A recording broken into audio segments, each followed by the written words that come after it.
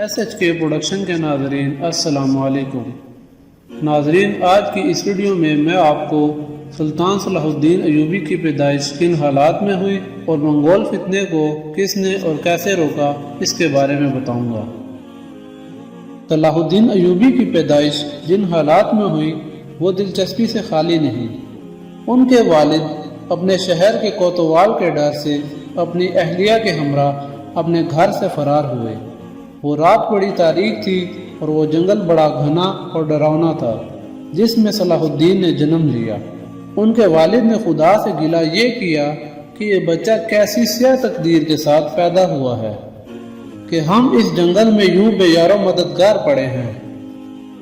وہ نہیں جانتے تھے کہ ان کے سامنے جو بچہ آنکھیں کھول رہا تھا اس کے ہاتھوں عالم اسلام کی نئی تاریخ جنم لینے والی تھی اور اہل صلیب کے ظالمانہ قبضے سے بیت المقدس کو آزادی ملنے والی تھی۔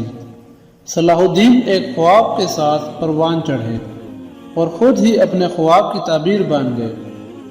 جب وہ اس دنیا سے رخصت ہوئے تو مشرق وسطیٰ کے دروازے نصرانی عزائم پر بند کیے جا چکے تھے۔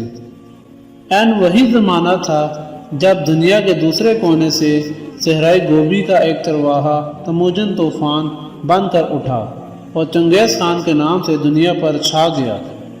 اس خونخوار وحشی اور اس کے جانشینوں کے ہاتھوں عالم اسلام نے جو تباہی اور بربادی برپا ہوتے دیکھی اس کی مثال تاریخ میں نہیں ملتی۔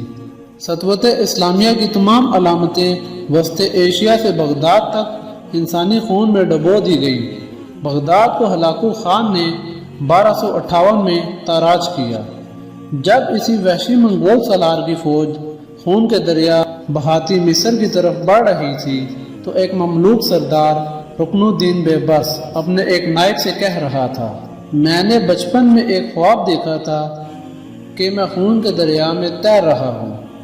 آسمانوں سے ایک صدا آ رہی ہے، میں اوپر دیکھتا ہوں تو مجھے ایک تلوار نظر آتی ہے جو میری طرف بڑھی چلی آ رہی ہے۔ بے بس ہاتھ بڑھا اور اسے پکڑ لے۔ میں آسمانی صدا سنتا ہوں، میں اس تلوار کو جیسے ہی پکڑتا ہوں میری آنکھ کھل جاتی ہے۔ آج اس تلوار کے استعمال کا وقت آ گیا ہے۔ ہلاکو خان کو اس کی موت میری تلوار کی طرف لا رہی ہے۔ تاریخ جانتی ہے کہ عین جالوت کے مقام پر تاتاری فوج کا تصادم سلطان بے بس کی تلوار کے ساتھ ہوا۔